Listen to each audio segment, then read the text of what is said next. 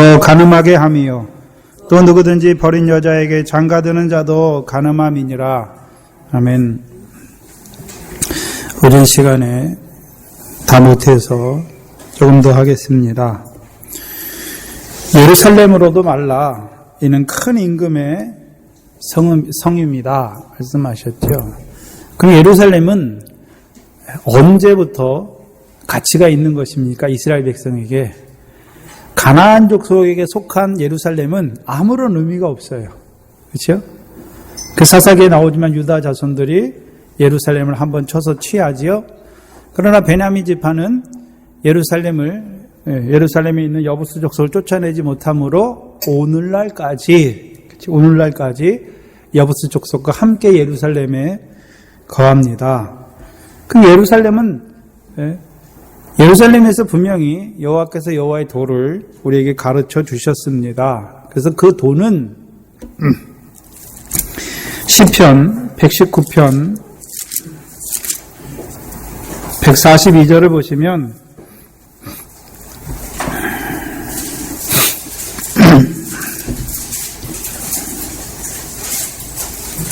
(119편) 142절에 주의 의는 영원한 의요 주의 법은 진리로소이다. 그럼 구약의 이 시편 119편의 기자는 주께서 그들에게 율법을 주신 그 율법을 무엇으로 받은 자입니까?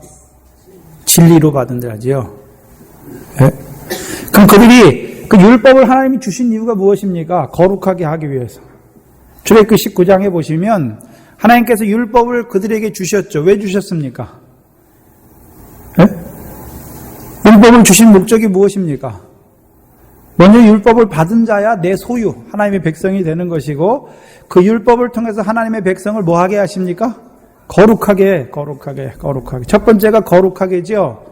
그러면 우리가 진리를 알지니? 아니죠.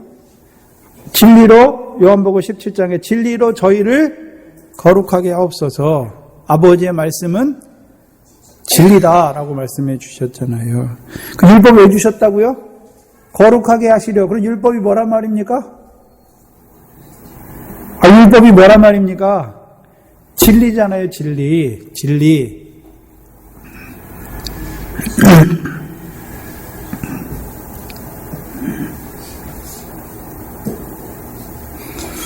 그런데 구약에서는 온전치 못한 율법이기 때문에 진리로 받지 못하죠. 진리는 진리인데 온전케 하신 율법이 아니라 온전치 못하니까 진리가 아니잖아요. 그러나 율법을 완전케 하신 주님께서 주시는 율법은 어떤 율법입니까? 진리. 하늘의 상을 얻게 하시죠. 근데 그 율법을 어떻게 행하게 하셨습니까? 신약에서는 먼저는 율법으로요, 죄를 깨닫게 하시고, 그 죄로 말미암아 내가 율법의 저주에 떨어진 것을 알게 하시고, 그리스도께 인도하시잖아요. 그래서 그리스도 예수 안에서 유업을 바라보는 아들로 우리를 세워주시고 이제는요 사랑으로 율법을 이루는 자 되게 하셔서 자유하게 하는 온전한 율법을 행하는 자로 세워주셔서 우리로 하여금 그 하나님 나라를 유업으로 얻게 하시는 것입니다. 그래서 예루살렘 딸은 누굽니까? 그 왕을 통해서 이 땅에 오신 예수 그리스도를 통해서 완전케 하신 율법을 받은 자예요. 그럼 그 율법을 행해야 되죠. 그래서 이 지극히 작은 계명을 행해야 되잖아요. 근데 예루살렘에 있기 때문에 승리하지 못하지요. 무슨 말씀이냐면 마음으로는 하나님의 법을 원하는데 육신으로는 죄의 법에 져서 사망의 공고한 자리에 있는 자가 누굽니까? 그게 예루살렘의 딸이에요. 무슨 말씀이냐면 하나님의 말씀을 통해서 하늘의 상을 얻게 하신 말씀으로 주셨어요. 이제 그렇게 살아야 되는데 실제의 삶에서는요 그것을 원해요. 나도. 근데 문제는요 실제의 삶에서는 육신으로 죄의 법을 섬기는 자리에 있는 자가 누굽니까? 예루살렘이죠. 예루살렘에 거하는 딸이잖아요. 말씀이 없는 게 아니에요. 말씀이 있어요. 그런데 그의 삶을 돌아보니까 절름발이고 소경이죠. 소경. 하나님 나라를 보지 못하는 소경이 아니라 하나님 나라를 봤어요. 또 하나님 나라의 복에 대해서도 들었어요. 그런데요, 그의 삶 가운데서 하나님이 어떻게 그 지극히 작은 계명을 어떻게 이루어 가게 하시는 나를 보지 못한 자지요. 곧 에스겔서 36장에 보면 새 영을 우리 속에 주어서 우리로 주의 율례를 지켜 행하게 하시는, 우리가 지켜 행하는 것이 아니라 우리에게 새 영을 주어서 우리로 그 율례를 지켜 행하게 하시는 거잖아요. 그러면 성령을 통해서 지극히 작은 계명을 지켜가게 하시는 그것을 보지 못하니까 여전히 누가 하려고 애쓰고 있습니까? 내가 그 의를 지켜 행하려고 하는 거죠. 갈라디아 교회지요. 네? 의롭게 되는 것을 율법의 행위로 말미암아 의롭게 되려 하는 자들인 것을 보여줍니다. 우리가 에스겔에서는 자주 봤으니까 에레미야서 31장을 보시면 에레미야 31장 31절 이하에 보시면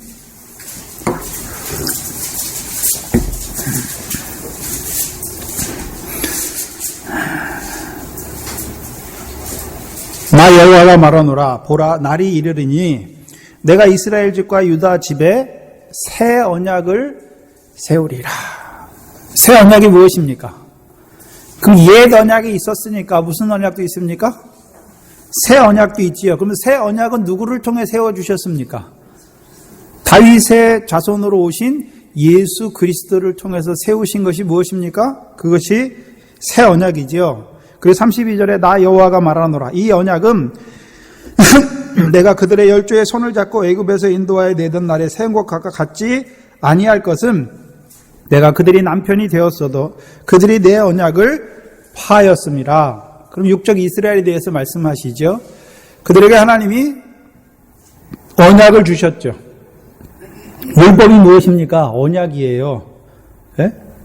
율법이 언약이에요. 무슨 언약입니까? 그들을 거룩한 백성 되게 하고 하나님에 대하여 제사장으로 세우시는 언약의 말씀이지요. 근데 문제는 뭐냐 하면 그 언약을 자기들이 율법을 지켜 행함으로 이루려고 하는 자들이 육적 이스라엘이죠. 왜 그렇습니까? 그들에게는 무엇을 안 주셨습니까? 하나님께서 성령을 안 주셨잖아요. 성령을. 그래서 오늘도 하나님께서 주시는 성령을 받지 못하면 그 제자들도 오순절 성령이 내리기 전에는요 어떠한 자로 삽니까? 말씀이 깨달은 건 있어요. 그러나 그대로 삽니까? 증인의 삶을 삽니까? 살지 못합니까? 살지 못하잖아요. 이 지극히 작은 계명을 자기들이 먼저 행하면서 그와 같이 가르치는 자로 서지 못하잖아요. 33절에 보시면 나 여호와가 말하노라 그러나 그날 후에 내가 이스라엘 집에 세울 언약은 이러하니 곧 내가 나의 법을 그들의 속에 두며 그 마음에 기록하여 나는 그들의 하나님이 되고 그들은 내 백성이 될 것이다. 율법은 구약의 율법은 겉에 두신 거예요. 왜요? 행위의 범죄만 규제했잖아요. 근데 이제 예수님께서 주신 법은 그 법은 어디 안에 주셨습니까? 우리 안에. 그래서 그 법이 그 율법이 우리 안에 주시는 새 언약으로 받으니까 내가 형제는 살인 안 했는데 예수님이 내 마음에 주신 법으로 비춰보니까 내가 형제를 노하고 형제를 미워하는 것이 무엇입니까? 살인죄잖아요. 살인죄. 네?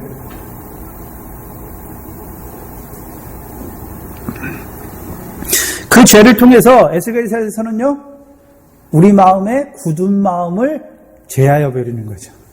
새 영을 새 신을 주셔서 하시는 일이 뭐냐면 우리 마음에 굳은 마음이 무엇입니까? 내가 할 수 있다고 하는 거. 근데 새 법이 오니까 나는 아무것도 할 수 없이 하나님 앞에 죄인인 것만 드러나는 거죠. 네?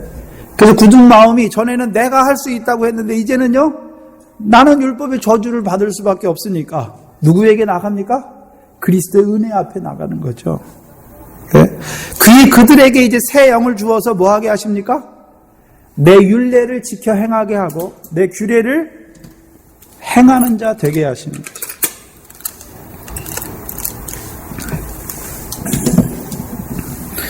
그래서 예루살렘의 딸이라고 할 때는 그 진리의 말씀을 받았지만 그리고 마음으로 그 진리를 따라 행하고 싶지만 육신으로는 여전히 죄의 법 아래에 있는 자들을 말씀하는 것이고, 시온의 딸이라고 할 때는요, 이제 내어 쫓았어요. 내 안에 있는 부정과 불법을 다 하나하나 이겨나가는 것을 말씀하시죠. 곧 생명의 성령의 법으로 죄와 사망의 법에서 해방된 자들인 것을 보여주시죠. 그 시온이라고 할 때는 여호와께서 함께 하심으로 다윗이 백전백승해요. 이겨요. 네? 성령이 우리와 함께 하심으로 우리가 늘 날마다 이기는 자가 되죠. 선한 싸움에서 이기는 자가 되죠. 그래서 가나안, 지금 사사기를 하고 있는데 가나안 땅에서의 싸움은 가나안 사람과의 싸움이지요. 누가 함께 하실 때 이깁니까? 하나님께서 그들과 함께 하실 때, 그렇죠? 하나님이 그들과 함께 하실 때 이겨요. 그럼 이긴다는 의미가 무엇입니까? 그 땅을 실제로 소유하는 자들이 되죠. 사사기에서는. 예? 그럼 우리가 이긴다는 의미는 무엇입니까? 우리는 이제 하나님 나라에서 선한 싸움을 하잖아요. 선한 싸움. 무엇을 위한 선한 싸움입니까? 영생을 위한 선한 싸움이죠. 그래서 성령의 소욕과 육체의 소욕이 우리 안에서 싸우죠. 그렇죠? 무엇으로 함께 하실 때요? 성령의 소욕으로 함께 하실 때, 우리가 성령의 소욕을 따라 행하게 될 때 육신의 일을 밝히 보게 되고, 그 육신의 일, 하나님의 나라를 유업으로 얻지 못하게 하는 육신의 일을 떠나게 되는 것이죠. 그 육신의 일을 그리스도 예수의 십자가에 못 박게 되는 것이죠. 그래서 이기게 하시는 것이죠. 하나님 나라의 일을 하게 하는 것이죠. 성령의 열매를 맺게 하시는 것이죠. 그것이 더 작은 의고, 그것이 이 지극히 작은 계명 하나를 지키는 것입니다. 그런데 시온에는 누가 임했습니까? 왕이 임했죠. 왕이. 그럼 오늘도 예수 그리스도께서 부활하셔서 하늘에 영광의 주요 만왕의 왕으로 계시죠. 그럼 그 왕이 어떻게 우리에게 임재하십니까? 그 왕이 다스리잖아요. 예수 그리스도가 교회의 머리니까 우리를 다스리잖아요. 어떻게 다스립니까? 성령을 주셔서 우리를 성령의 소욕을 따라 행하게 하시는 것이죠. 어떻게 다스립니까? 성령이 교회들에게 하시는 말씀을 듣게 하셔서, 그 다음에요, 듣는 자가 뭐 합니까? 계시록 2장에 쭉 보면 성령이 교회들에게 하시는 말씀을 들을지어다 이기는 자는 누가 이깁니까? 성령이 교회들에게 하시는 말씀을 듣는 그가 이기게 되는 것이죠. 하나하나 이겨나가는 생활을 하게 되는 것입니다. 시온의 딸이라고 할 때는요, 이제 생명의 성령의 법 안에서 죄와 사망의 그 역사를 하나하나 이겨나가는 자가 되는 거죠. 그것이 교회입니다. 그래서 이 반석 위에 내 교회를 세우는데 음부의 권세가 해하지 못하는 교회죠. 그럼 오늘도 음부의 권세, 그 역사하고 있죠. 뭐 하게 하기 위해서요? 해하기 위해서. 해하기 위해서.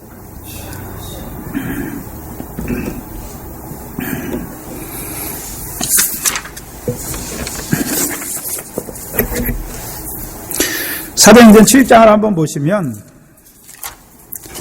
스데반의 그 설교를 통해서 오늘 본문의 말씀을 쭉 나타내 주십니다.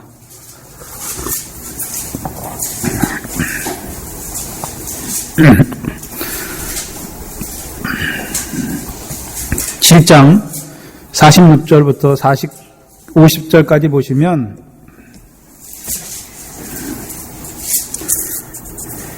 다윗이 하나님 앞에 은혜를 받아 야곱의 집을 위하여 하나님의 처소를 준비케 하여 달라 하더니 솔로몬이 그를 위하여 집을 지었느니라. 그러나 지극히 높으신 이는 손으로 지은 곳에 계시지 아니하시나니 선지자의 말한 바 주께서 가라사대 하늘은 나의 보좌요 땅은 나의 발등상이니 너희가 나를 위하여 무슨 집을 짓겠으며 나의 안식할 처소가 어디뇨? 이 모든 것이 다 내 손으로 지은 것이 아니냐 함과 같으니라. 지금 이 스데반이 자기 형제들 앞에서 아브라함 때부터 시작해서 쭉 그것을 말하죠. 구약을 전체 훑으면서 말하는데 솔로몬을 통해서, 다윗을 통해서 원했고 솔로몬을 통해서 지은 그 집, 하나님의 성전에 대하여 말하면서, 근데 그 보이는 성전이 아니라 여기 보니까 49절에 48절에 지극히 높으신 이는 손으로 지은 곳에 계시지 아니한다. 그러면 솔로몬 성전에 하나님이 계시지 않죠. 않았기 때문에 솔로몬 성전이 다 무너진 거죠.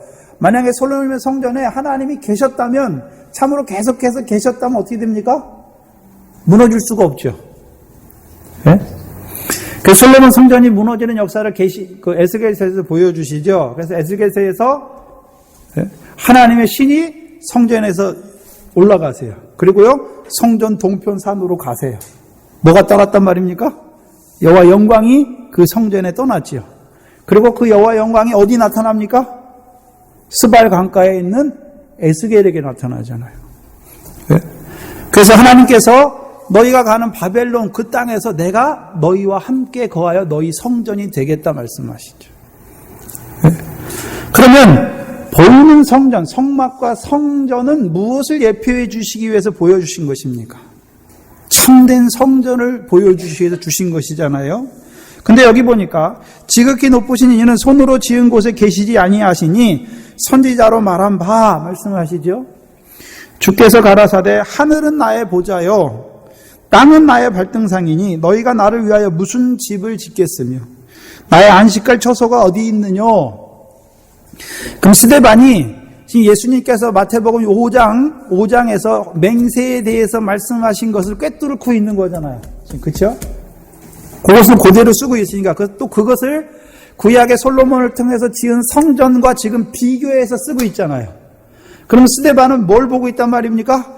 주님께서 왜 하늘의 발등상으로도 도무지 맹세하지 말라고 하셨는가? 그러면 그 맹세를 통해서 지금 우리에게 무엇을 이루어 가시는가? 지금 지금 스데반이 그것을 딱 말하고 있잖아요. 이 말씀은 이사야서 66장 1절에서 3절 말씀입니다. 근데 여기 보시면 주께서 가라사대 하늘은 나의 보좌예요. 땅은 나의 발등상이. 여기까지는 똑같죠. 예수님께서 말씀하신 것이에요. 너희가 근데 예루살렘은 큰 임금의 성읍은 여기서 바뀌었죠. 뭐라고 바뀌었습니까? 너희가 나를 위하여 무슨 집을 짓겠으며 나의 안식할 처소가 어디 있느냐. 그러면 하나님이 거하실 처소를 사람이 짓는 것입니까? 하나님께서 지으신 것입니까? 누구를 통해서요? 예루살렘에 오실 큰 왕, 내 거룩한 왕을 세우신 하나님께서 내 거룩한 산 시온에 자기 왕을 세우시지. 어떻게 세우십니까? 그 아들을, 예수 그리스도를 다윗의 자손으로 이 땅에 보내심으로 세우시는 성전. 그래서 그 예수 그리스도 안에서 우리가 독생자의 영광을 보게 되고 은혜와 진리가 충만한 것을 보잖아요. 그래서 우리가 예수 그리스도에 연합할 때 우리 누구를 만나게 됩니까? 예수 그리스도 안에서 하늘의 영광을 보게 되고 또 예수 그리스도 안에서 하늘에 이루신 것처럼 땅에 이루신 것도 보게 되는 것이죠. 네? 그리고요, 이제 그 예수 그리스도께서 부활하셔서 하늘의 만왕의 왕으로 서셔서 우리에게 성령을 부어주어서 우리로 그 성령으로 말미암아 그 영광에 합당한 열매를 맺게 하시는 것을 보는 자가 되는 거죠. 그게 성전이에요. 네? 그래서 예수 그리스도 안에서 이게 이루어지는 것이죠. 네? 그래서 예수 그리스도 안에서 그 하나님의 영광을 보게 되는 것이고 또 그 예수 그리스도 안에서 은혜와 진리로 충만하게 하는 것이죠. 그래서 은혜의 충만은 무엇입니까? 늘 우리가 그리스도의 십자가의 피와 물로 충만해지는 은혜 충만을 말씀하는 것이고 그 예수께서 이 땅에 오셔서 진리, 하늘의 상을 얻게 하신 말씀을 우리에게 깨닫게 하셨죠. 이제 진리의 성령을 보내셔서 깨닫게 하신 대로 우리를 진리 가운데로 걸어가게 하시는 것이죠.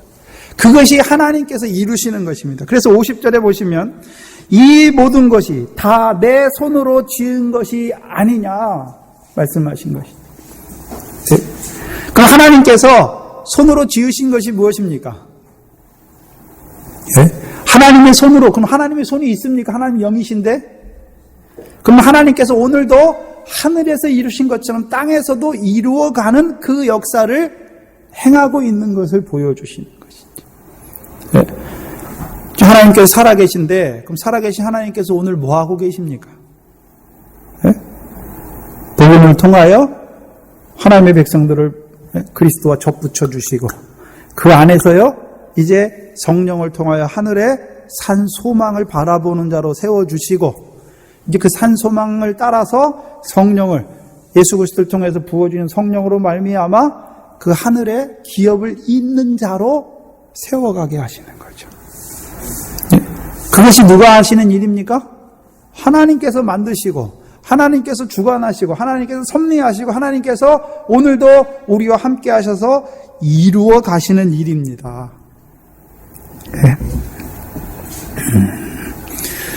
이것이 만물이 주에게서 나오고 주로 말미암고 주에게로 돌아가게 하시는 거죠. 만물이 주로 말미암았다. 주로 말미암아 나왔지요. 하나님이 만물을 지으셨지요. 그럼 천지를 먼저 지었습니까? 창세전에 그리스도 안에서 우리를 미리 아신 자로 택하신 게 먼저입니까?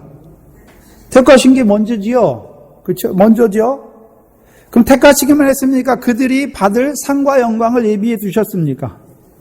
예비해 두셨죠. 이제 그 상과 영광을 얻게 하시기 위해서 창세기 1장 1절에 천지를 지으신 것이죠. 그래서 하늘에서 이룬 것처럼 땅에서도 이루시기 위해서 천지를 지으신 거예요. 그리고요, 이 땅에서 실제로 누가 이루어 가십니까? 창세기 1장에 보면 천지를 지으시고 그 다음 2절부터는 쭉 뭐에 대해서만 말씀합니까? 하늘에 대해서 말씀하는 게 아니에요. 땅에 대해서 말씀하세요. 땅에 대해서. 이미 하늘에서는 이루어졌고 이 땅에서 어떻게 이루어 첫째 날, 둘째 날, 셋째 날, 넷째 날, 여섯째 날, 17째 날까지 역사를 통해서 하나님이 어떻게 이루어 가시나를 보여주시죠. 그래서 첫째 날, 둘째 날, 셋째 날 공통으로 있는 게 무엇입니까? 하나님이 가라사대. 하나님이 가라사대. 하나님의 말씀으로 이루어지는 것을 보여주시는 것입니다.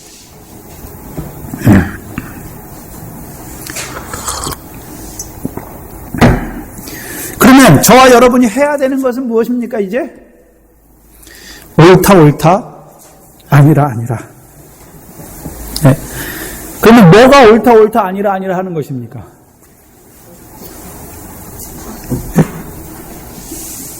뭐가 옳다, 아니라 하는 것입니까? 그게 우리가 할 일인데, 옳다, 뭐가 옳답니까? 살인하지 말라. 간음하지 말라. 좀 말씀하셨죠, 앞에 거. 그거를 통해서 우리에게 뭘 보여주셨습니까? 네가 살인자다. 그 살인자의 심판, 지옥의 불로 말미암은 네가 심판을 받은 자다라고 말씀하시는 거잖아요. 더 나은 의를 완전케 하신 율법을 주셔서 더 나은 의를 행하는 자로 세워주셨지만 우리는 여전히 그 율법을 지켜 행하지 못하는 그러므로 말미암아 죄와 사망의 법 아래에 있는 우리다 할 때 우리가 뭐라 해야 됩니까? 맞습니다. 우리가 그런 자입니다. 우리가 죄인입니다. 그게 옳다 하는 거예요. 근데 문제는 그것만 옳다 하는 것이 아니라 이제 그 죄를 통해서 율법을 행하라고 주셨지만 율법의 저주, 율법을 행하는 것이 아니라 율법을 범하여 율법의 저주 아래 떨어진 우리를 그리스도의 십자가의 피로 오늘도 경건치 아니한 우리를 의롭게 하시는 하나님을 옳다. 이제 그리스도 예수 안에서 유업을 바라보는 자로 우리를 세우셨습니다. 하나님이. 그럼 뭐라 해야 됩니까, 여러분이? 아멘. 또요? 그 유업을 얻게 하시기 위해서 우리에게 오늘도 성령을 부어주어서 우리로 더 나은 의를 행하게 하십니다. 옳습니다. 그럼 아니라 해야 되는 건 무엇입니까? 뭘 아니라 해야 될까요? 여러분이 오늘도 하나님의 말씀을 지켜서 이루어야 된다고 하는 것. 우리가 하나님 위해서 뭐 해야 된다고 하는 것. 사람이 무엇을 행해서 하나님 앞에 뭐가 되려고 하는 것. 그것은 아니라 해야죠. 왜요? 너희니까. 만약에 이들도 옛 율법만, 옛 계명만 받았으면 사람이 해야죠, 그렇게. 주께 맹세하고 내가 지켜야 돼. 그게 옳은 거죠. 그게 옳은 거잖아요.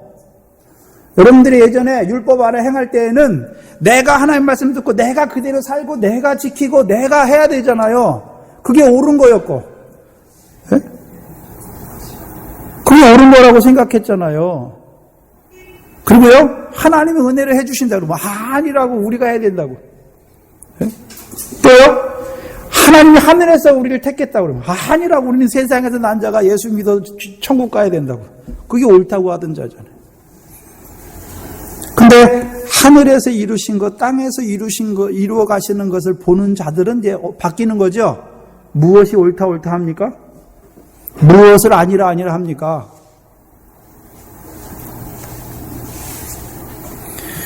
만약에 서기관들과 바리새인들도 이 귀, 복된 귀를 주셨으면 예수님의 말씀을 듣고 어떻게 했겠습니까?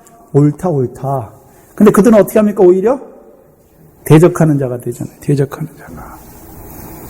대적하니까 예수님이 옳다 하는 거는 아니라. 네?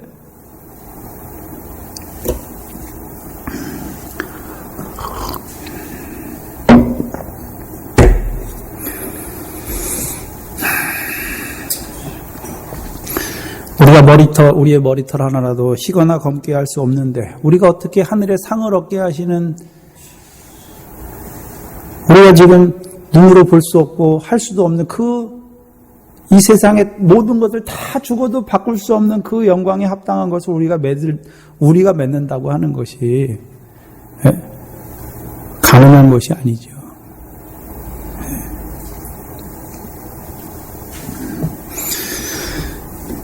이에서 지나는 것은 다 악입니다. 악으로 쫓아나는 것이죠. 악이 뭡니까 그러면? 근본적인 악이 무엇입니까?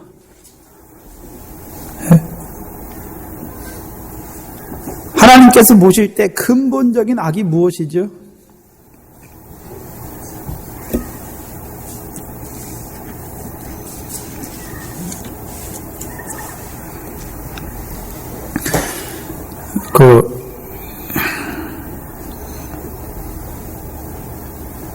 천국의 도성을 쓴 사람이 누구죠?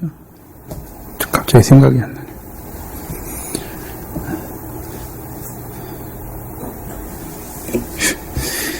갑자기 생각이 안 나네.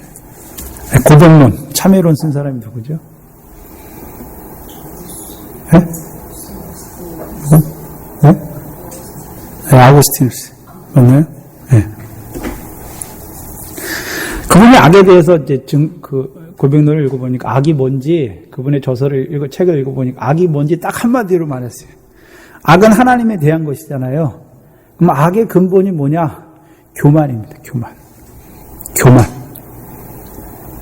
네? 근데 우리가 교만할 때가 많죠. 첫 범죄는 사람이 먼저 범한 게 아니라 누가 먼저 범했습니까? 가장 아름답게 지음을 받은 천사장이 자기의 영광스러운 자기의 모습을 보면서 교만하잖아요. 자기 지위를 떠나잖아요. 피조물의 지위를 떠나는 거예요. 그게 뭡니까? 교만이에요. 그게 악이죠.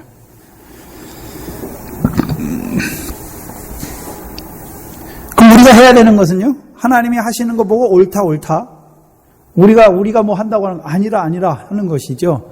이에서 쫓아나는 것은 무엇입니까? 내가 할 수 있다고 하는 그 모든 것이 다 어디서 쫓아난 겁니까?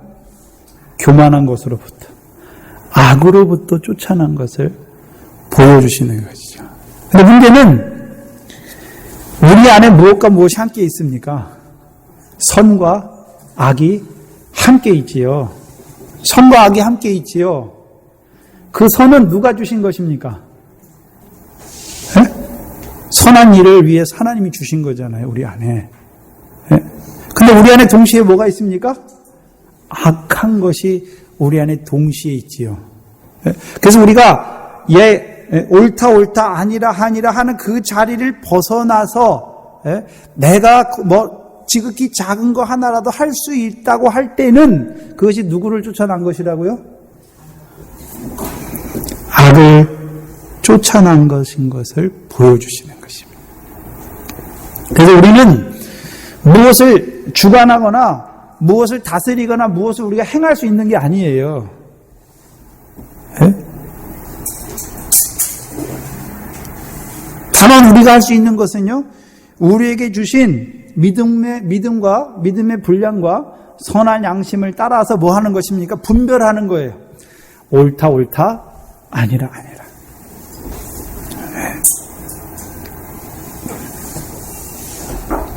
그것이 저와 여러분이 할 일입니다.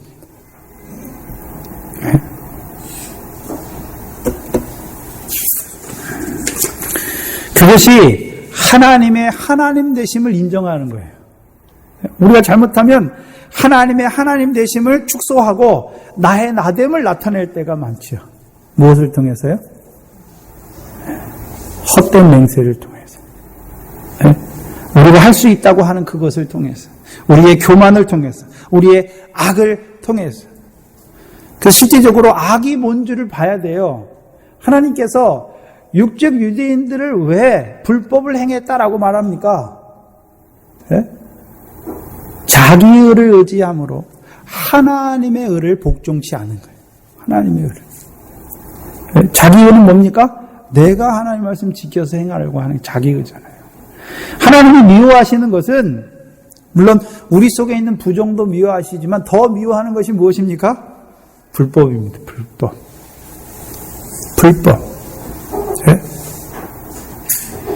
이 부정은 우리 속에 우리를 더럽게 하는 것이지만 불법은 하나님의 하나님 되심을 인정하지 않게 됩니다.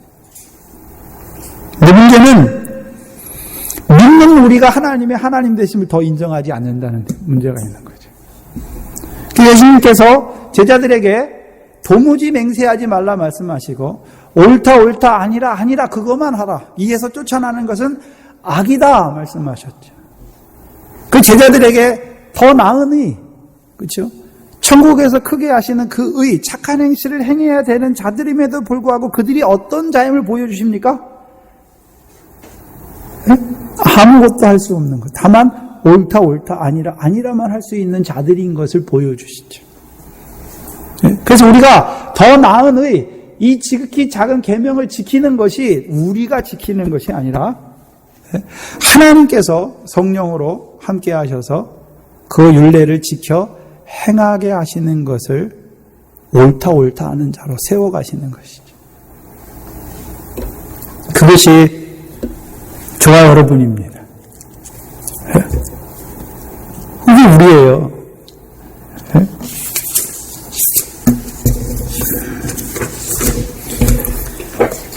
문제는 우리가 머리로는 그렇게 생각하는데 우리의 삶에서는요, 내가 내 몸인 것처럼 알고 살아요. 그렇죠? 그래서 내가 내 머리카락이니까 내 마음대로 할 수 있고 내 몸이니까 내 마음대로 할 수 있고 그래서 내가 나의 주인이 되잖아요. 내가 나의 주인이 되잖아요. 우리가 주여라고 하는 것은 헬라어에서 안 돼. 주여, 퀴리오스인데 주인이에요. 주인. 나의 주인이 누구란 말입니까? 그 주님이 내 안에 나의 주인으로 좌정하셔서 주께서 어떻게 합니까? 나를 이렇게 주인이, 하인이, 종이 주인이 시키는 거 해야 되잖아요. 그렇죠? 근데 자기 마음대로 막 하고 돌아다녀요. 주를 모신 자가 아니죠. 근데 여러분의 삶을, 우리의 삶을 돌아보면 하루 중에 얼마나 내가 주를 주인으로 모시고 주를 모시고 삽니까? 주가 계시긴 계신데 그냥 주는 주무시고 내가 내 맘대로 막 하고 돌아다녀요. 그러다 딱 어떤 일, 내가 할 수 없는 일 탁 만나면 어떻게 합니까? 그래도 믿음이 있어가지고 빨리 가서 주님을 깨우죠. 항상 깨어 있어야 되는데 그렇지 못하죠.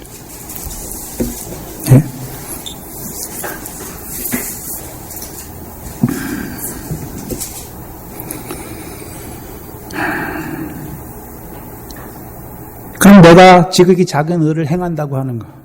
그래서 마태복음 7장에 내가 주의 이름으로 모두 하고 한 걸 뭐라 그럽니까? 다 악에서 쫓아난 거라 말씀하시죠. 악에서 쫓아난 거다. 곧 불법이다. 그러면 마태복음 7장은 누구에게 하신 말씀입니까? 제자들에게 하신 말씀이에요.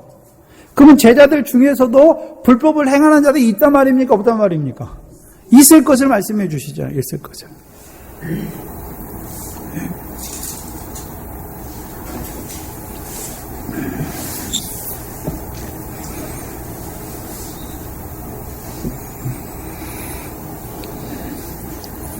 31절입니다. 또 일렀으되 누구든지 아내를 버리거든 이혼 증서를 줄 것이라 하였으나, 이 말씀은 신명기 24장 1절부터 1절에 주시는 말씀이죠. 신명기 24장 1절을 보시면 모세를 통해서 이혼에 대해서 이제 말씀해 주셨는데,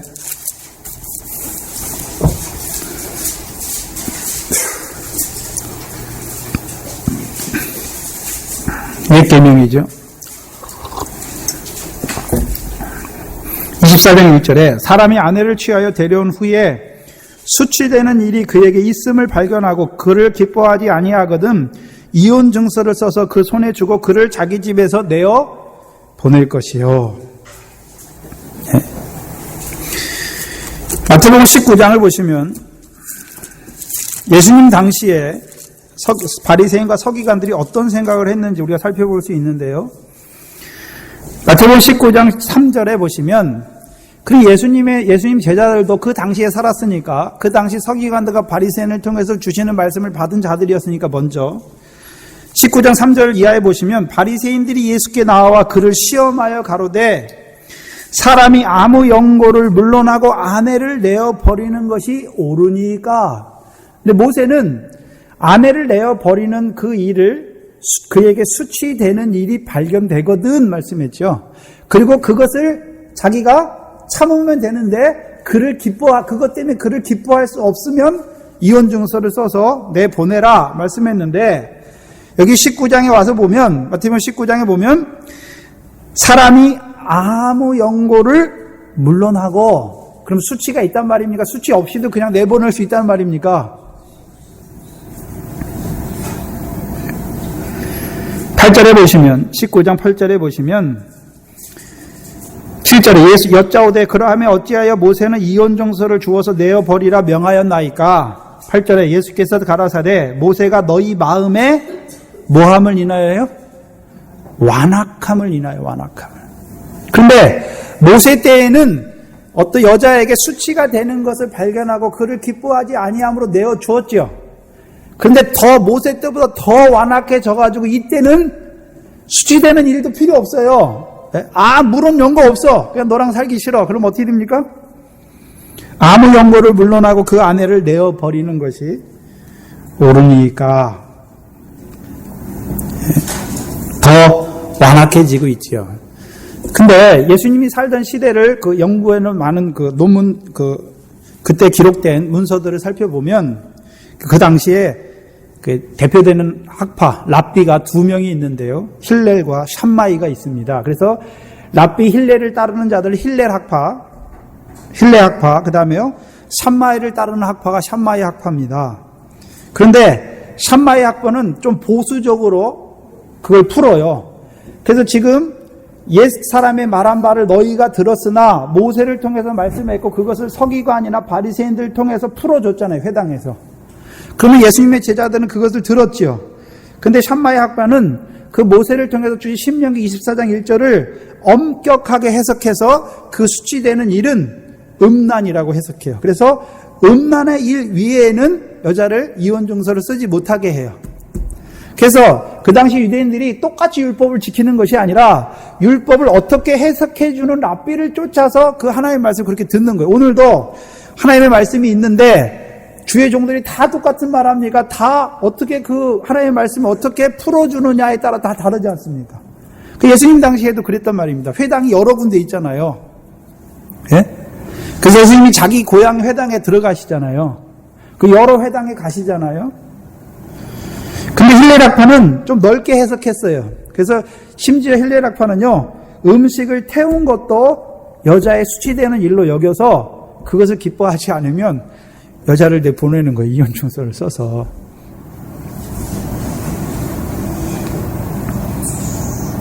그리고 아카바라는 랍비가 있는데 이 아카비라는 랍비는 조금 덜 유명한 랍비인데요.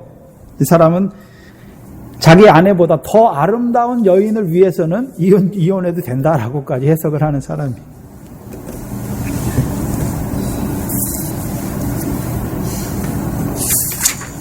그때 예수님이 이 말씀하시는 거예요. 그런데 오늘 본문에서는 좀 적게 다뤄놨지요.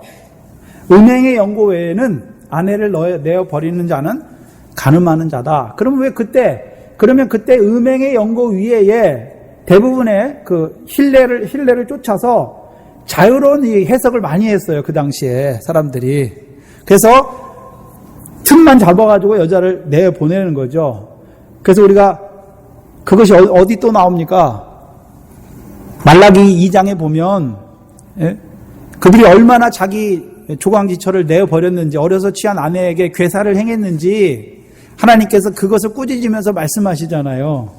그게 계속해서 이어져서 예수님 때에는요, 아무 연고 없이 그냥 여자를 내보내는 거죠.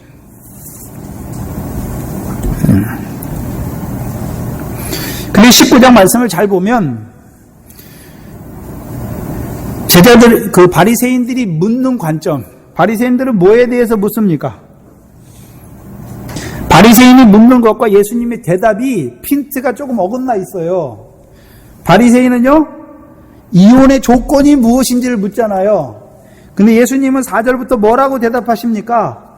이혼에 대해서 말씀하십니까? 하나님께서 세우신, 허락하신 결혼에 대해서 말씀하십니까?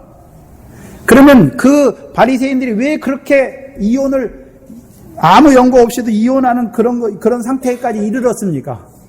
하나님이 세우신 결혼에 대해서 알지 못한 거죠. 그래서 뭐만 보고 있습니까? 이혼의 조건에 대해서만 보는 거예요. 이혼의 조건에 대해서.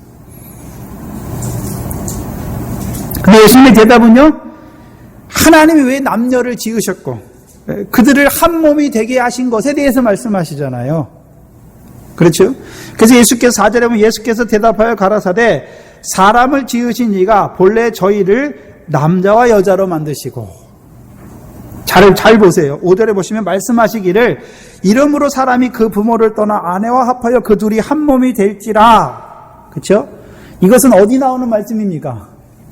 네, 창세기 나오는데 창세기에 나눠져서 나와요. 창세기 1장을 보시면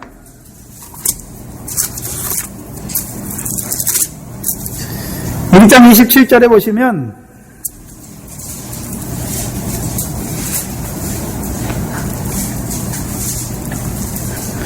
하나님이 자기 형상 곧 하나님의 형상대로 사람을 창조하되, 남자만 창조했으니까 남자와 여자로 창조했습니까? 뭘로 창조했지요? 그 19장에 보면 제가 읽어드릴게요. 본래 저희를 남자와 여자로 만드시되, 사람을 지으신 이가 지으실 때 본래 저희를 남자와 여자로 지으시고, 그리고 2장, 창세기 2장 24절 보시면 이러므로 남자가 부모를 떠나 그 아내와 합하여 둘이 한 몸을 이룰지라 말씀했죠. 그렇죠? 그렇잖아요. 창세기 1장 27절과 창세기 2장 24절을 예수님이 같이 취해가지고 쓰고 있잖아요. 그렇죠? 그러면 남자만 하나님의 형상대로 지었습니까? 여자도 하나님의 형상대로 창조하신 겁니까? 근데 왜 하나님이 사람을 지으시는데 왜 남자와 여자로 지으셨습니까? 그 이유가 무엇입니까? 네? 그 이유가 무엇입니까?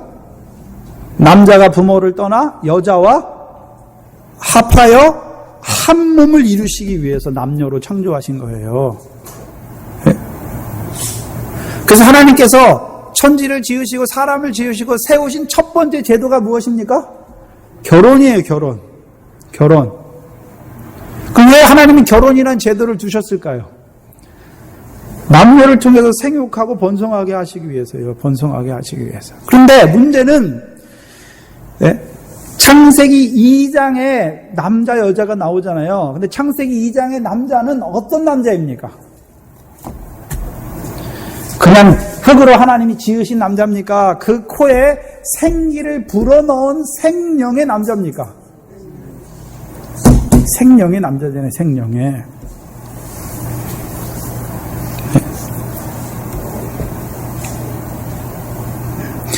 그럼 한 몸, 무엇을 위한 한 몸입니까? 생명이 되었으니까 어디를 보는 자가 되었습니까? 한 몸이잖아요, 한 몸. 네? 뭘 위한 한 몸입니까?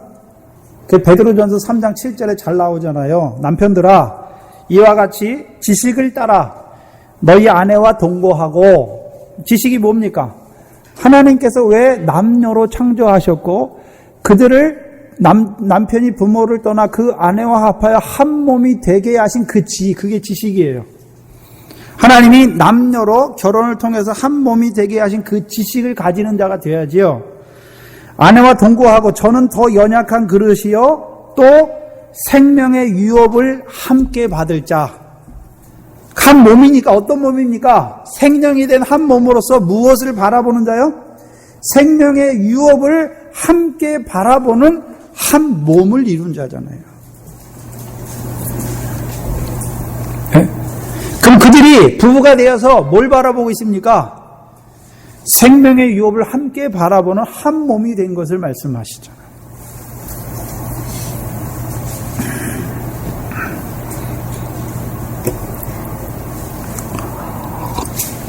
그래서 아담은 부모가 없잖아요. 근데 왜 한 남자가 부모를 떠나 아내와 합하여 한 몸을 이룹니까? 아담은 부모가 없어요. 근데 왜 아담은 부모를 떠나 한 몸을 이루라고 말씀했습니까?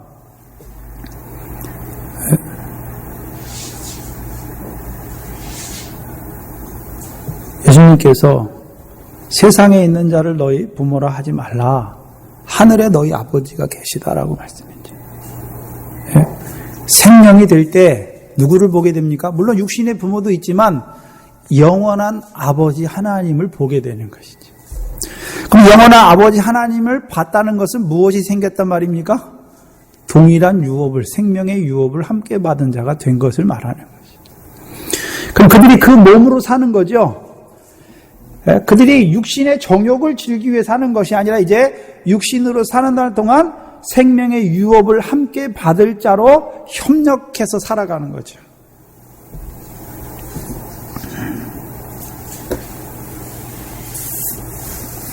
그래서 한 몸이 하나님께서 한 몸이 되게 하셨다라고 말씀하신 것이죠. 그래서 5절에 보면 말씀하시길 이러므로 사람이 그 부모를 떠나서 아내와 합하여 그 둘이 한 몸이 될지니라 하신 것을 읽지 못하였느냐. 그러면 안 읽었겠습니까? 읽었긴 읽었습니까? 읽었긴 읽었는데 깨닫습니까? 못 깨닫습니까? 못 깨닫죠. 그러니까 뭐만 하려고 합니까? 하나님께서 결혼을 통해서 이루고자 하시는 거는 못 보고 뭐만 보고 있습니까? 이혼의 조건만 보고 있어요. 근데 왜 이혼하려고 그럽니까? 네? 자기 정욕을 취하기 위해서 이혼하려고 그러지 하나님의 뜻을 쫓아서 이혼하려고 그러는 게 아니잖아요. 네? 그럼 너희도 음행의 연고 외에는 이혼하지 말라. 예수님께서 말씀하신 것은 네? 그 하나님께서 이들에게 말씀 안 했지만 그럼 이들은 심령이 가난한 온유한 자의 복으로 살아가는 자들 이혼할 수 있습니까? 없습니까? 없지요. 당연히 없지요. 어떻게 하나님 나라 하늘의 상을 얻게 하신 복을 따라 하늘 생명의 유업을 바라보는 자들이 어떻게 이혼할 수 있습니까? 이혼한다고 하는 것은 음행의 연고 없이 이혼한다고 하는 것은 이미 그 복에 대해서 죽은 자가 됐다는 거죠. 네? 그러면 제자들에게 이 말씀을 하시는 이유가 무엇일까요? 행하게 하고 그들로 뭐 하게 하기 위해서요? 가르치게 하기 위해서 하시는 거잖아요. 네? 그래서 마태복음 28장 마지막에 내가 분부한 모든 것을 가르쳐 지키게 하라. 제자들이 이혼한다는 말이 아니라 그것을 가르쳐 지키게 하는 것이죠. 네? 근데 왜 이혼에 대해서 먼저 나옵니까? 앞에 간음에 대해서 말하고 음행에 연고 없이 버리는 게 뭐하게 만드는 거라고요? 간음하게 하는 거라는 걸 보여주죠. 그래서 음행에서 자라나지 거기서 스톱하지 못하면 뭐 하는 자까지 이른단 말입니까? 자기만 간음하는 것이 아니라 간음하는 자가 되게 하는 것을 보여주시는 거잖아요. 말라기서 2장을 한번 보시면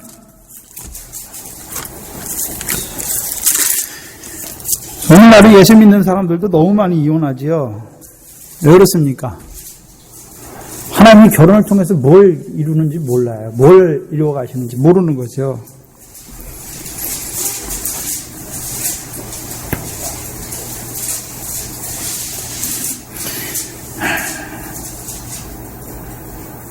(14절에) 너희는 이르기를 어찌 믿니까 하는도다. 이는 너와 너의 어려서 취한 아내 사이에 여호와께서 일찍이 정거하셨음을 인함이라. 그는 내 짝이요 너와 맹약한 아노려되 내가 그에게 괴사를 행하던도다. 여호와는 영이 유효하실지라도 오직 하나를 짓지 아니하셨느냐? 어찌하여 하나만 지으셨느냐? 이는 경건한 자손을 얻고자 하심이라. 알았죠? 그러면 말라기 시대는 어떤 시대입니까? 사람들이 이혼을 어떻게 합니까? 이혼하기 위해서 어려서 취한 아내에게 뭐를 행하고 있습니까? 괴사를 행하고 있잖아요. 괴사를. 네. 근데 15절에 보면 여호와는 영이 유효하실지라도 오직 하나를 짓지 아니하셨느냐? 어찌 하나만 지으셨느냐? 이 말은 무슨 말씀이냐 하면 아담의 돕는 배필로 누굴 지었습니까? 사람의 돕는 배필로는요, 들짐승을 지었고, 아담의 돕는 배필로는 누굴 지었습니까? 아내가 되는 여자를 지었잖아요. 왜 근데 하나만 지었습니까? 아담의 갈빗대가 하나입니까? 여러 개도 지을 수 있었지 않습니까? 근데 왜 갈빗대 하나만 취해서 아담 한 사람으로 한 여자로 한 몸을 이루게 하셨습니까? 남자 하나에 여자가 둘이 되면 한 몸이 되지 못해요. 네? 어떤 사람들은 또 그러면 아브라함은 뭐 아내를 취하잖아요. 그럼 아브라함이 육신 정욕 취하게 해서 취한 것입니까? 야곱이 육신의 정욕을 취하게 해서 아내를 취한 것으로 보입니까? 하나님의 자손으로 생육하고 번성하기 위한 하나님이 보여주시는 신령한 뜻을 위해서 그걸 보여주셨습니까? 그래서 아브라함도 아내 취했고 첩도 취했으니까 우리도 취해도 된다고. 그건 하나님께서 신령한 역사에서 아브라함을 씨를 통해서도 율법 아래에 있는 자, 성령을 따라가는 자가 갈라지는 것을 보여주시기 위해서 하신 것이죠. 예? 야곱을 통해서도요, 하나님의 복으로 말미암아 야곱이 난 게 아니에요. 야곱은 자기 자식들. 하나님이 레아를 불쌍히 여겨서 그의 태를 여셔서 아들을 낳게 하신 것이죠. 그게 야곱의 아들들이에요.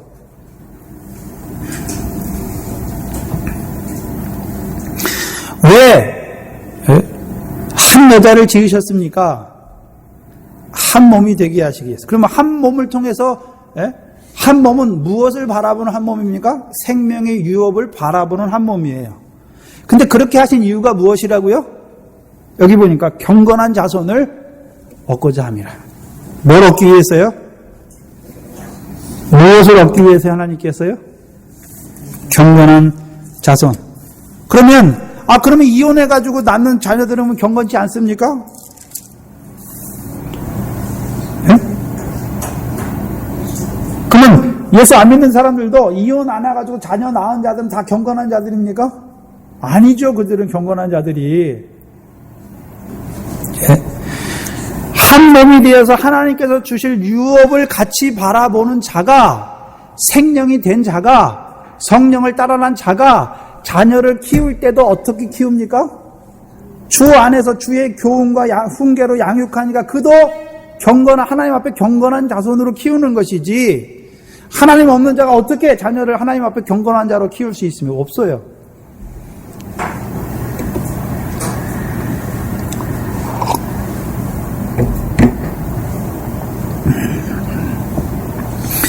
이런즉 이제 둘이 아니요 한 몸이니 말씀했잖아요.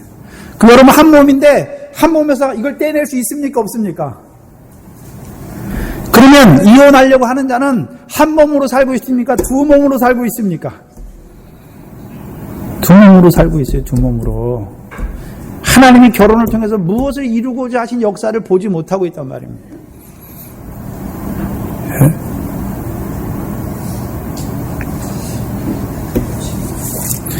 오늘 본문에 돌아가서 보시면 일렀어요. 누구든지 아내를 버리거든 이혼 정서를 줄 것이라 하였으나 나는 너희에게 이르노니 누구든지 음행한 연고 없이 아내를 버리면, 그 예수님께서 한 가지 예외를 딱 두셨죠. 무엇입니까? 음행이죠, 음행.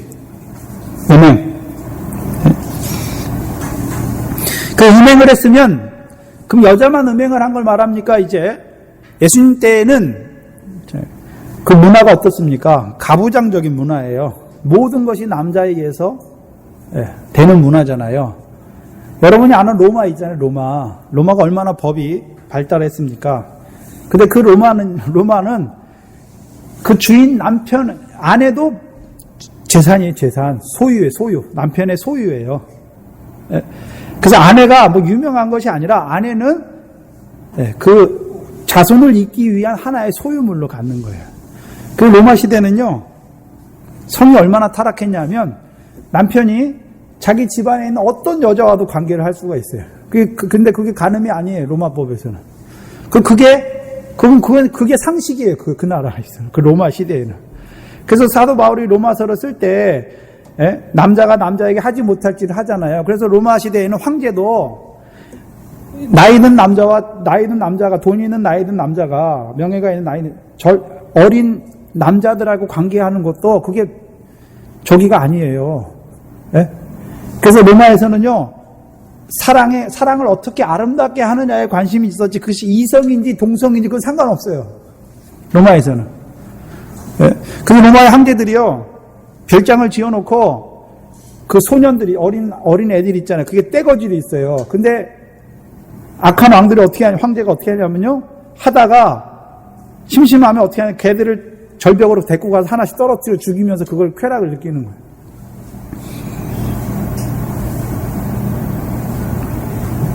그 사도 바울이 로마서를 쓸 때 그때 이미 남자와 남자가 하는 게 다 있잖아요.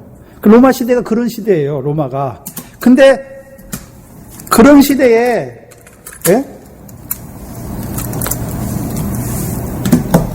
예수님께서 또 사도 바울을 통해서 이 말씀을 줬으니까 얼마나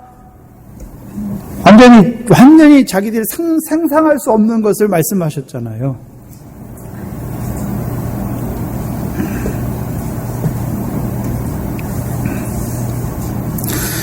예수님 당시 문화가 유대인들이지만 이혼을 그냥 쉽게 하는 거죠. 그러니까 다 어떻게 됩니까? 서로 간음하게 하는 자들이 되고 있는 거죠.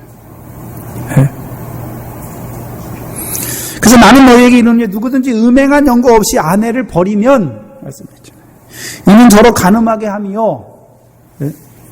문제는 이 앞에 간음치 말라 하시고, 간음하는 자는 내 오른 눈이 너로 실족해 하거든 오른 눈을 빼버리라 말씀하시죠. 왜요? 온 몸을 지옥불에 던지는 거라 말씀하시고, 오른손이 너로 간음하게 하거든 찍어버리라 말씀하셨잖아요.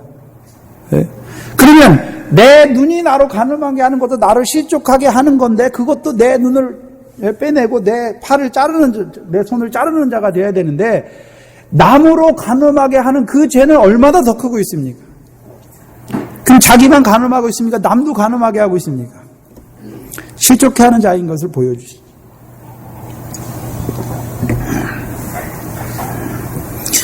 누구든지 버린 여자에게 장가드는 자도 간음함이라. 지금 근데 예수님 시대와 지금은 좀 다르죠.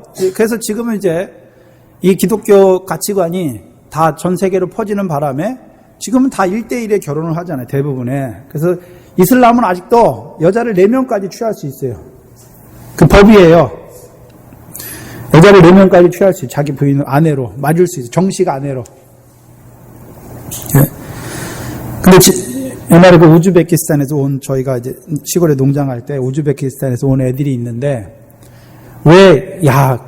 여자를 4명이나 취할 수 있으면 4명이나 결혼하지 왜 안 하냐? 지금 현대에서는 이슬람도 4명이랑 결혼 안 해요. 왜요?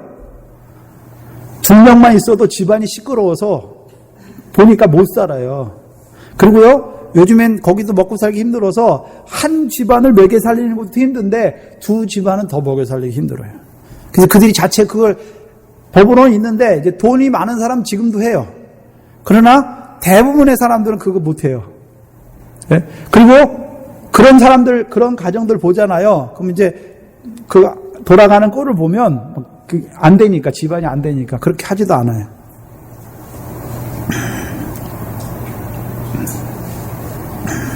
그 예수님께서 음행의 연고, 지금 그러면 오늘날 그러면 남자들에게 여자만 아내 이혼합니까?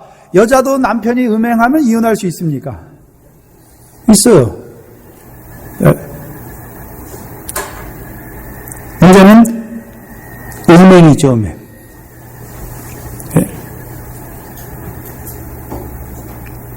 그 음행한다고 하는 것은 이미 하나님이 주신 결혼을 통해서 이루고자 하신 그 뜻이 죽었어요, 이미. 그러니까 음행하는 거예요. 네? 문제는 그러면 음행하면, 남편이나 아내가 음행하면 다 이혼해야 됩니까? 다 이혼해야 되나요? 신명기 24장에 보면 수치되는 일이 있어요. 그래서 그런데도 그를 기뻐하면 살 수 있어요. 근데 그 남자가 그 여자를 어떻게 받아들여야 됩니까? 네? 그래서 그 음행의 연고로, 그 수치되는 연고로 그를 기뻐하지 아니할 것 같으면 보내야 돼요.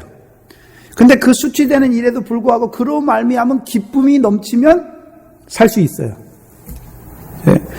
그래서 남편이 음행을 했거나 아내가 음행을 했을 때 그 음행을 용서해 줄 수 있으면, 또 그를 통해서 이루시는 것을 보면 그를 통해서 기쁨을 얻을 수 있으면 같이 살아도 돼요. 그런데 그것을 이기지 못할 때 오히려 그 음행 때문에 내가 자꾸 시험이 들고 남편을 죄인으로 보고 그렇게 될 때는 이혼하는 게 낫습니다. 문제는 호세아서죠, 호세아서. 호세아서는 하나님께서 호세아를 통해서 고멜이라는 여자, 음란한 여자를 취하게 하셨잖아요. 와서 호세아에게 와서 아이를 낳았어요. 근데도 또 다른 남자에게 가서 음부가 되죠. 근데 하나님이 버리셨습니까? 그를 다시 사랑하라 해서 가서 돈 주고 또 찾아와서 다른 남자에게 가지 말고 나랑 살아라 이렇게 말합니까? 물론 호세아를 통해서 누가 음부입니까? 이스라엘이. 내가 너희의 남편임에도 너희는 나를 버리고 다른 신을 쫓고 하는 음부지만 하나님께서 그들을 여전히 어떻게 하십니까? 사랑하시는 것을 보여주시는 것이죠.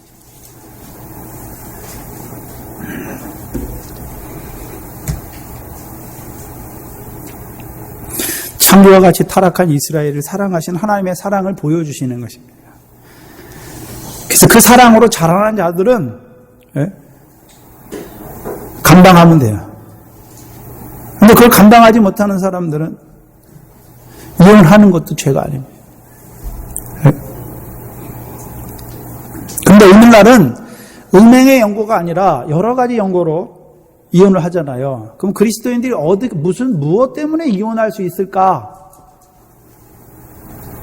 그래서 요즘에는 이혼이 사회적인 계속 이혼하고, 그 다음에요. 요즘은 제일 큰 문제가 경제적인 문제죠. 악한 시대가 되었습니다. 그 세상이 악하게 되었어요. 각박하게 되었어요. 그래서 있는 자들만을 위한 세상이 되었죠. 그래서 우리나라는요, 돈 많은 사람은 진짜 살기 쉬운 나라예요.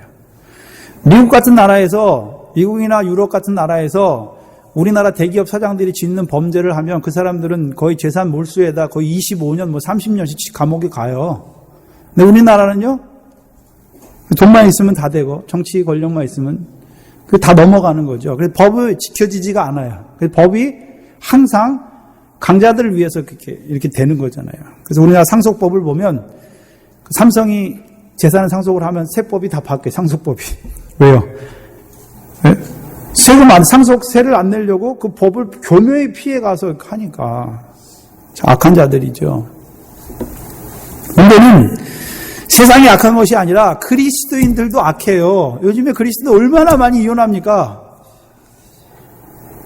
음행의 연고 없이도 얼마나 많이 이혼한지 몰라요. 물론 예수 안 믿을 때 이혼하거나 믿음이 어렸을 때 이혼했으면 그렇지만 믿는다 하면서 이혼하는 것들이 너무나 많죠. 그러면 오늘날에도 꼭 그 음행 이외에는 이혼할 수 없는가? 그러면 만약에 남편이 아내를 맨날 학대해요. 어떻게 됩니까? 고린도전서에 보면 안 믿는 남편이 있는데 내가 믿는데 나와 살기를 좋게 하면 같이 살면 돼요. 그렇나요? 반대하거나 이러면요 이혼할 수 있다. 여기에 매이지 말라 말씀하셨잖아요. 근데 이혼하고 나서 결혼하는 것이 아니라 그냥 지내라 말씀하셨죠. 그래서 요즘에 그 윤리학자들이 그 신학에 있는 그 신학자들 중에 윤리학자들이 뭐라고 하냐면 학대, 유기죠, 유기. 결혼의 계약, 하나님이 맺어준 결혼의 계약을 학대하는 것에 대해서는, 학대하는가 음행의 연고에 의해서는 이혼할 수 있다. 그리고 그 음행으로 말미암아 이혼한 자는 하나님이 짝지으신 한 게 아니라 그 음행 때문에 이혼했기 때문에 다시 결혼하는 것을 가하다 이렇게 합니다. 그래서 그 말라기서에서도 학대와 음행의 연고로 말미암은 이혼은 가능한 것으로 나옵니다. 근데 문제는 그럼 그리스도인들이 다 남편이 음행했다고 아내가 음행했다고 다 이혼해야 되는가? 할 수 있는 것에 대해서 말씀하신 것이 꼭 이혼하라는 것은 아니죠. 그래서 목사가 뭐 하면 이혼해라 그렇게 말하는 게 아닙니다. 그렇죠? 그래서 오늘날 많은 사람이 이혼합니다. 예수님께서 왜 이혼을 말하면서 결혼에 대해서 말할까요? 그럼 네가 주 안에서 결혼했는데 목적을 어디에 두고 결혼했냐 이거죠. 목적이 잘못된 거죠. 그리스도인들의 결혼의 목적이 무엇이어야 됩니까? 한 몸을 이루는 거죠. 같은 동일한 유업을 바라보는 한 몸을 위해서 결혼하는 것이죠. 그래서 하나님께서 한 몸이 되게 하신 거예요. 그래서 아담을 위한 여자고 여자를 위한 아담이 돼야 되죠. 아담을 위한 여자만 되면 안 되고요. 그래서 고린도전서에는요. 부부가 되었으니 남편이 자기 몸을 주장하지 못하고 아내가 자기 몸을 해서 주장하지 왜? 한 몸이니까. 하나님께서 짝지어 주신 것입니다. 그 짝지어 주신 두 남녀가 한 몸을 이루는 것이죠. 그래서 한 몸으로 중요한 것은요. 한 몸으로 유업을 함께 받은 자로 살아가는 것이고 또 경건한 자손을 양육하는 가정이 되어야 되는 것이죠. 그래서 구약의 육적 유대인들의 가정은 어떻습니까? 말씀으로 자녀들을 아버지한테 책임이 있잖아요. 말씀으로 양육하는 책임이 아버지에게 있죠. 특별히 아내들보다 남편이 믿는 것이 그렇죠? 왜요? 우리나라도 아직 저런 이제 가부장적인 면들이 있잖아요. 남아 있잖아요. 그래서 물론 제가 보면요, 이 부부 중에 남편이든지 아내든지 한 명만 진실하게 믿으면, 남편은 그냥 뭐 하든지 말든지 그 아내만 진실하게 믿으면 자녀들이 다 주 안에 서요.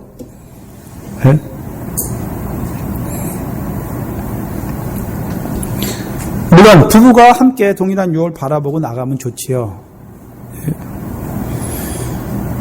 요즘은 더 힘들어지고 있지요. 그래서 우리는 세상을 쫓아가는 자가 아니라 하나님의 말씀을 따라 섬기는 자가 되어야 되는 것이죠. 특별히 이제 자녀들 결혼시킬 때에도 좀 그런 것들 심어줘야죠. 근데 결혼이 요즘에는 다 자기 마음에 맞는 사람 만나서 결혼하는 것이죠. 좀 주 안에서 결혼하지 못하는 게 좀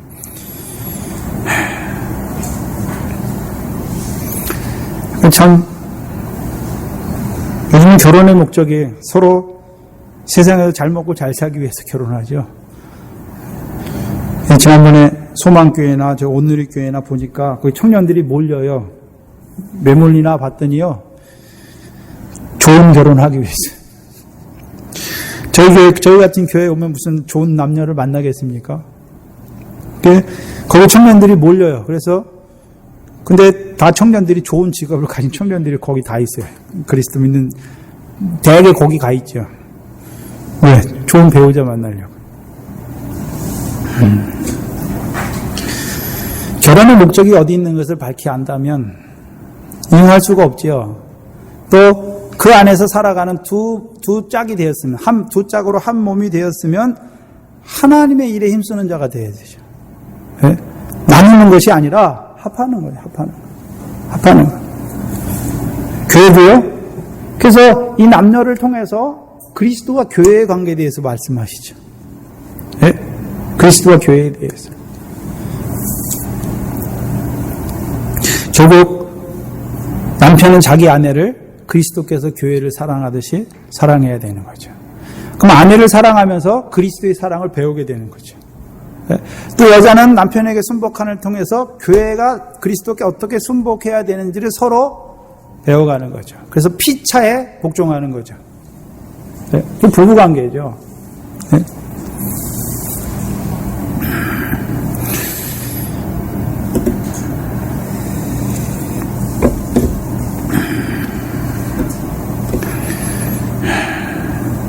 근데 이것도 지극히 작은 의로 우리에게 말씀해 주고 있습니다.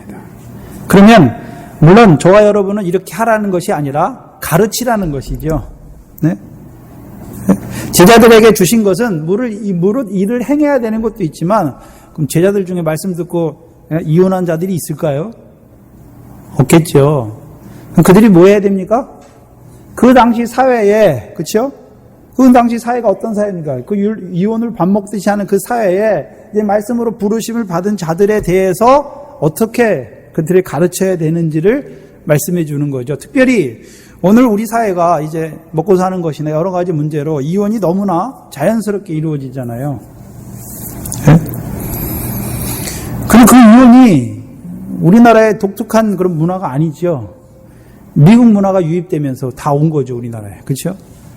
그 미국이 하나님 믿는 나라로 섰는데, 예? 거기서 모든 더러운 문화들이 거기서 다 나와요, 요즘에. 예? 그 이혼 문화도 미국에서 가장 발전하죠. 그게 우리나라까지 오죠. 그래서 오늘 한국 사회는 참 많은 사람들이 이혼하고 그렇죠. 그러나 우리는 그리스도 안에서 사는 사람으로서 우리가 먼저 어떻게 살아야 되고, 이혼이 먼저가 아니라 우리는요, 하나님께서 세우신 결혼에 대해서 먼저 초점을 두고 살아야 되는 것이죠. 그래서 그와 같이 또한 우리가 가르쳐야 되는 것을 말씀하고 있는 것입니다. 기도하겠습니다. 하나님 아버지, 참으로 악한 세상이 되었습니다. 우리의 결혼도 우리의 이혼도 하나님께서 남녀로 지으시고 한 몸이 되게 하신 것을 알지 못하여서 많은 사람들이, 또 예수 믿는다는 사람들이 이혼하며 또 그와 같이 살아가는 자들을 바라볼 때에 참으로 이 때가 악한 것을 또 우리로 바라보게 하시며, 이제 우리로 이 한 몸 안에서 그 생명의 욥을 함께 받은 자로 어떻게 그리스도 안에서 그 사랑의 관계를, 그 부부 관계가 사랑의 관계로 이루어져야 될 것인가를, 또 하나님께서 이 결혼을 통해서 우리에게 이루시고자 하는 것이 무엇인가를 이 시간 깨닫게 하셨사오니, 하나님 아버지, 우리로 복된 자로 살아갈 수 있도록 인도하여 주시옵소서. 또한 우리가 이와 같이 행하며 이와 같이 가르치는 그 복된 자로 세워 주시옵소서. 하나님께서 우리의 교회의 각 가정들을 불러주시고 믿음 안에서 한 가정 되게 하신 것 감사합니다. 그런데도 불구하고 아버지 하나님, 아직도 짝 믿음인 자들이 너무나 많은 것을 아버지 긍휼히 여겨주시옵시고, 아버지 아내들과 남편들, 그 하나님 안에서 먼저 불러주신 그들의 정결한 행실을 통하여 그 남편도 구원을 얻을 수 있도록, 그 아내도 구원에 참여할 수 있도록 불쌍히 여겨주시옵시고, 또한 그 자녀들도 경건함으로 하나님께 나아오는 저들 되게 하여 주시옵소서. 또한 하나님께서 부부로 부르신 자들에게 하나님께서 늘 이 복으로 허락하여 주시고, 또 그리스도께서 교회를 사랑하신 것 같이 남편은 아내를 사랑하게 하시며, 또 교회가 그리스도께 복종하듯이 아내는 남편에게 복종함으로 참으로 하나님의 그 질서가 이 가정 안에서, 이 교회 안에서 온전히 이루어질 수 있도록 허락하여 주시옵소서. 그로 말미암아 이 교회가 그리스도의 신부로서 경건한 자손들을 많이 생육하고 번성하는 교회가 되게 하여 주시옵소서. 예수님의 이름으로 기도합나이다. 아멘. 찬송가 378장입니다.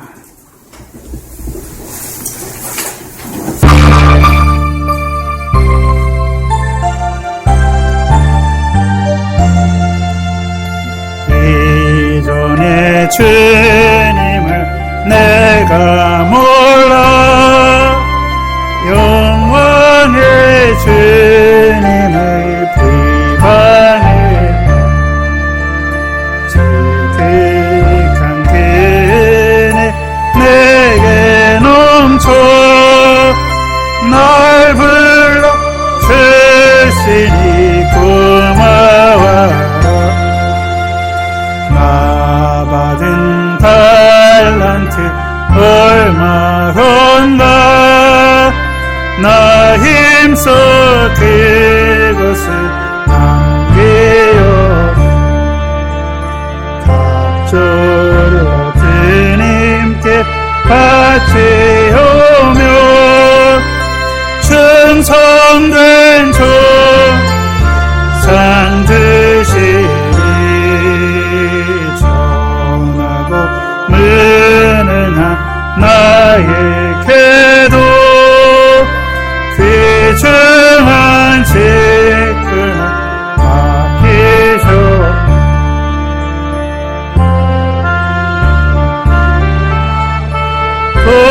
고마워라. 이 생명 받지 준성하리. 내 하나님 일들이 나도 적어 큰 열매 문 앞에 안 보여도 주님께 죽도록 충성하며 생명 멸관 드리라. 그래서 아내의 역할이 또 남편의 역할이 아무것도 아닌 것이 하나님께 주신 귀중한 직분이죠. 그래서 전에는 우리가 몰랐지만 이제는 주님께서 가르쳐 주셨으니까 한몸 되게 하신 그 안에서 사랑으로 아름다운 가정을 이뤄가야 되는 것이죠. 또한 지금 간음 중에 있는 자들, 그래서 그들은 이미 간음하는 자는 온몸이 지옥에 던지운 자들인 것을 보여주셨죠. 그래서 그들이 그 심판 안에 거하는 자들인 것을 보여주신 것입니다. 그래서 이혼하는 자들, 간음으로 말미암아 그 이혼하는 자들은 어디 거합니까? 이미 하나님의 심판에 거하는 것을 하나님이 보여주시는 거예요. 네? 보여주시는 거잖아요. 네? 물론 우리가 정죄하는 자리에 서는 것보다는 경계의 자리와 또 그 가운데 있는 자들 불쌍히 여기는 자가 돼야지요. 그러나 한번 지옥불에 던지운 자들은 돌이키기가 얼마나 어려운지요. 그렇죠? 하나님께서 그 육신은 사단에게 내어주어서 멸하고 있는 자들인 것을 보여주고 있죠. 그러나 그 영은 주 예수의 나의 구원을 얻을 것입니다. 그래서 이미 그 악신에 사로잡힌 그 사울을 위해서 사무엘이 계속해서 기도하잖아요. 그렇죠? 뭘 기도했겠습니까? 돌이켜 주시기를. 근데 하나님께서 뭐라고 하십니까? 나타나셔서 기도하지 말라.